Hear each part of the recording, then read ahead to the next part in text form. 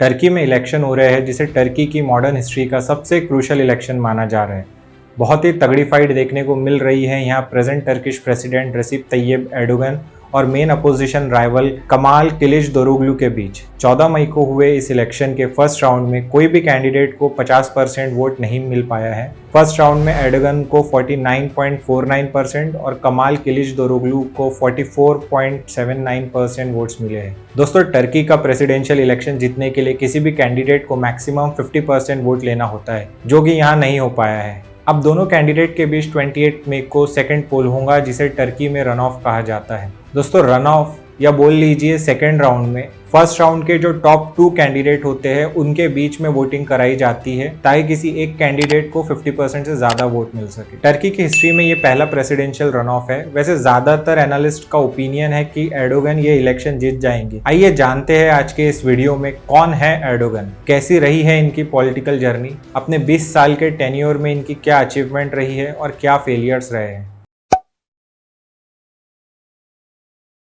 दोस्तों, टर्की एक Muslim majority country है जहां पर 99% पॉपुलेशन का रिलीजन इस्लाम है। वैसे तो काफ़ी कंट्रीज है जो मुस्लिम मेजॉरिटी होते हुए भी सेक्युलर है, पर टर्की को one of the most secular country माना जाता है। दोस्तों, एर्दोगन के पॉलिटिकल करियर की शुरुआत हुई इस्तांबुल का मेयर बनकर। इन्होंने 1994 के लोकल इलेक्शन में जीत हासिल करी और इसी के साथ अपनी पार्टी के पहले शख्स बने जिसने इस्तांबुल मेयरल इलेक्शन जीता हो। मेयर बनकर इन्होंने इस्तांबुल के लोगों के लिए बहुत सारे अच्छे काम किए, जैसे कि वाटर शॉर्टेज की प्रॉब्लम पर काम किया, पॉल्यूशन एंड ट्रैफिक कंजेशन की प्रॉब्लम को सॉल्व किया, इस्तांबुल की गार्बेज प्रॉब्लम को कम किया और म्यूनिसिपैलिटी में करप्शन रोकने के लिए स्टेप्स ली। एर्दोगन के इन्हीं कामों के लिए उन्हें यूएन हैबिटेट अवार्ड भी मिला था। दिसंबर 1990 में एर्दोगन एक रैली में मेहमत जिया गोकाल्प, जो कि एक राइटर, पोएट और पॉलिटिशियन थे, उनकी पोएम पढ़ते हैं जो कुछ इस तरह थी। Mosques are our barracks, domes are our helmets, minarets are our bayonets and faithful are our soldiers, जिसका हिंदी में ट्रांसलेशन कुछ इस तरह है। मस्जिदें हमारी बैरकें हैं, गुंबद हमारे हेलमेट है, मीनारे हमारी संगीनें हैं और वफादार हमारे सैनिक हैं। पब्लिकली ऐसी पोएम पढ़ने के लिए एर्दोगन पर केस किया जाता है और 10 महीने की जेल की सजा सुनाई जाती है। एर्दोगन को मेयरल पोजीशन छोड़ने के लिए फोर्स किया जाता है और कन्विक्शन की वजह से इन पर पॉलिटिकल बैन लगता है, जिससे वो आगे इलेक्शन कंटेस्ट नहीं कर सकते थे। दोस्तों, मॉडर्न टर्की के फाउंडर मुस्तफा कमाल पाशा अतातुर्क ने टर्की की फाउंडेशन एक सेक्युलर कंट्री के रूप में रखी थी। यहाँ का सेक्युलरिज्म फ्रेंच सेक्युलरिज्म से इंस्पायर्ड है, जो पब्लिक लाइफ में रिलीजन के दिखावे को गलत मानता है। ये इंडिया और यूएसए के सेक्युलरिज्म से काफी अलग है। इंडिया में कोई भी आदमी प्रिस्ट होकर भी प्राइम मिनिस्टर या चीफ मिनिस्टर बन सकता है। आप इंडिया या यूएसए में पब्लिक प्लेस में हिजाब पहन सकते हैं, सर पर टीका लगा सकते हैं, पगड़ी पहन सकते हैं, टोपी पहन सकते हैं, हिजाब पहन सकते हैं, पर फ्रेंच सेक्युलरिज्म में इसकी इजाजत नहीं है। 2001 में एर्दोगन और इनके साथी अब्दुल्ला गुल ने मिलकर जस्टिस एंड डेवलपमेंट पार्टी बनाई, जिसका टर्किश लैंग्वेज में एब्रीविएशन होता है AKP।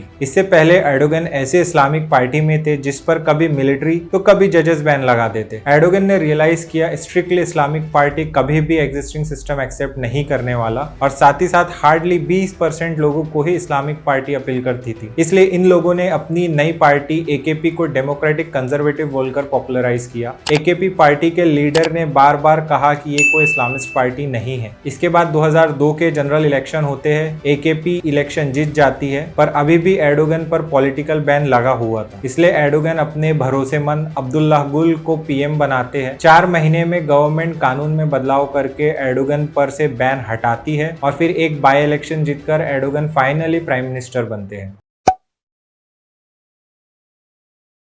एर्दोगन ने प्राइम मिनिस्टर बनते ही प्रो डेमोक्रेसी रिफॉर्म पास किए, जैसे कि जुडिशरी को स्ट्रांग बनाना, मिलिट्री की पावर को कम करना, ह्यूमन राइट को सपोर्ट करना। 2002 से 2015 के बीच टर्की की GDP ऑन एन एवरेज 6% रही। अगर आपको याद ना हो तो मैं याद दिला दूं कि इसी टाइम ड्यूरेशन में 2008 का ग्लोबल फाइनेंशियल क्राइसिस हुआ था, जिससे बाहर निकलने के लिए बड़ी बड़ी कंट्रीज को स्ट्रगल करना पड़ा, जिसे एर्दोगन ने बहुत अच्छे से हैंडल किया। जब एर्दोगन ने सरकार संभाली तब पब्लिक डेट 75% था, जिसे एर्दोगन अर्दोआन ने 2015 आए तक 27% किया। 2002 से 2016 तक इन्फ्लेशन पर अच्छी कंट्रोल रखी। न सिर्फ इकोनॉमी, जनता के लिए भी एर्दोगन ने बहुत अच्छा काम किया। पॉवर्टी जो 2002 में 40% थी, उसे 2015 आए तक आधे से भी ज्यादा कम किया। एजुकेशन बजट जो 2002 में अराउंड 7% ऑफ द जीडीपी था, उसे 2015 आए तक 13% तक ले गए। अर्दोआन की प्राइम मिनिस्टरशिप में टर्की में यूनिवर्सिटी पहले के कंपैरिजन में 2 गुना हो गई। सिमिलरली मिलिट्री एक्सपेंडिचर को इन्होंने कम किया, फ्रॉम 3.8% इन 2002 टू 2% इन 2012। इन्हीं कामों के दम पर अर्दोआन 2007 और 2011 का जनरल इलेक्शन जीतते हैं। सब कुछ अच्छा चल रहा था, इकोनॉमी अच्छा कर रही थी, इन्फ्लेशन पर कंट्रोल था। मसला था एर्दोगन की पार्टी के कॉन्स्टिट्यूशन में, जिसके अकॉर्डिंग कोई भी आदमी 3 बार से ज्यादा प्राइम मिनिस्टर नहीं बन सकता था। इसका मतलब ये था कि जो 2011 का इलेक्शन अर्दोगन ने जीता था, वो इनका आखिरी टर्म था। 2015 का आने वाला इलेक्शन वो लड़ नहीं सकते थे, पर अर्दोगन को सत्ता का मोह लग चुका था, जो छोड़े ना छूटे। अब करे तो करे क्या और बोले तो बोले क्या। इसलिए अब अर्दोगन 2014 का प्रेसिडेंशियल इलेक्शन लड़ने का डिसाइड करते हैं और 2014 में टर्की के प्रेसिडेंट बन जाते हैं। पर दोस्तों, उस टाइम की टर्किश प्रेसिडेंसी में ज्यादा मजा नहीं था। बोलने का मतलब ये है कि प्रेसिडेंट ऑफ टर्की एक सेरेमोनियल पोस्ट थी, जैसे हमारे इंडिया में है, जहाँ प्रेसिडेंट के पास ज्यादा पावर नहीं होता, वो सिर्फ एक रबर स्टैम्प की तरह काम करता है। इसलिए अर्दोगन अपने सत्ता का नशा पूरा करने के लिए कॉन्स्टिट्यूशन चेंज करने का डिसाइड करते हैं और इसी के लिए 2017 में एक रेफरेंडम करवाते हैं, जिसमें सेरेमोनियल प्रेसिडेंसी को एग्जीक्यूटिव प्रेसिडेंसी बनाना और प्राइम मिनिस्टर की पोस्ट को एबॉलिश करना तय होता है। इस कंट्रोवर्शियल रेफरेंडम को अर्दोगन बड़ी ही नैरो मार्जिन से जीत जाते हैं। इस रेफरेंडम को लेकर अलग अलग तरह के एलिगेशन लगते हैं, पर अब क्या ही होना था। 2018 में एग्जीक्यूटिव प्रेसिडेंसी के लिए पहला इलेक्शन होता है, जिसे एर्दोगन पहले ही राउंड में जीत जाते हैं।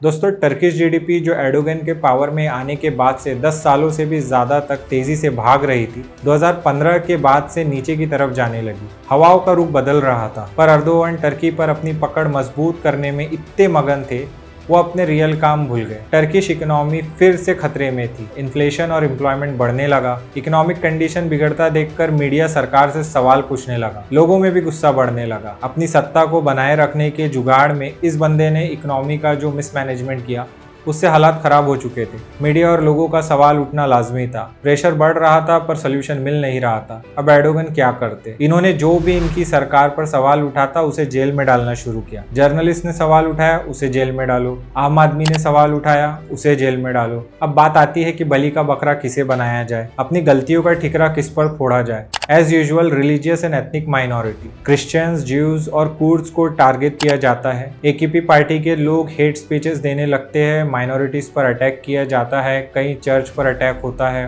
2019 में एक बार फिर अर्दोगन पब्लिकली वही पोएम पढ़ते हैं जिसके लिए उन्हें जेल हुई थी, पर अब सिचुएशन अलग थी। पहली बार जब उन्होंने ये पोएम पढ़ी थी, तब वो सिर्फ एक मेयर थे और अब प्रेसिडेंट, और वो भी पावरफुल प्रेसिडेंट। अर्दोगन अब रिलीजन का इस्तेमाल करने लगते हैं, क्योंकि इकोनॉमी उनके कंट्रोल में नहीं थी। लोगों का ध्यान दूसरी तरफ डाइवर्ट करना जरूरी था, इसीलिए एक के बाद एक ये ऐसे डिसीजन लेते हैं जिससे लोगों का ध्यान मेन इश्यूज से हट जाए और मेजॉरिटी मुस्लिम पॉपुलेशन खुश हो जाए। जैसे कि इस्तांबुल की सबसे बड़ी मॉस्क कैम्बलिका को ओपन करना, हाया सोफिया को दोबारा मॉस्क में कन्वर्ट करना और फिर एक और मॉस्क को ओपन करना इस्तांबुल में। दोस्तों, 2020 में जब कोविड पैंडेमिक चल रहा था, तब across the world loose monetary policy थी।